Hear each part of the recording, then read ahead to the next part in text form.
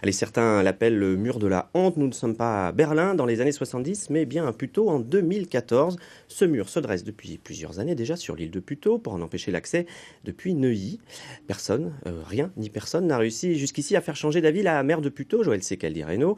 À l'origine de ce mur, eh bien, bonne nouvelle pour les joggeurs et les cyclistes. Le préfet vient de prendre position en leur faveur. Cécile Magne, Yves de Wulf. Dialogue au pied du mur entre Neuilly-sur-Seine et Puteaux.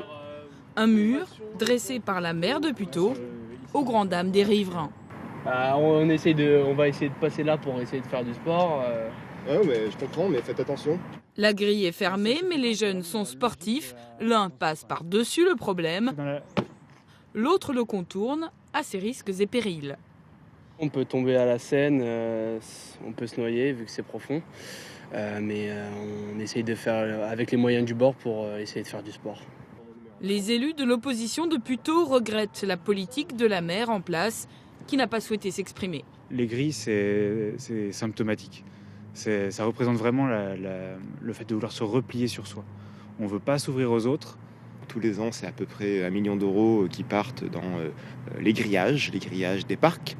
On a vraiment cette sensation ici d'être dans, vous savez, ces résidences surveillées qu'on trouve un petit peu aux États-Unis et qui sont clôturées pour ne pas que les gens de l'extérieur puissent pénétrer sur notre territoire. Le parc est aussi sur le territoire de Neuilly. Soulagement là-bas, le préfet des Hauts-de-Seine vient de prononcer l'illégalité de la séparation. Moi, j'espère que chacun va retrouver un peu ses esprits, que le bon sens va prévaloir et puis que la libre circulation, parce qu'il s'agit quand même de la libre circulation des uns et des autres, sera rapidement rétablie.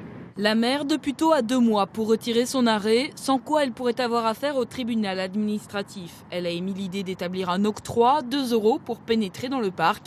Une pétition citoyenne bourgeonne déjà pour tenter de l'en dissuader.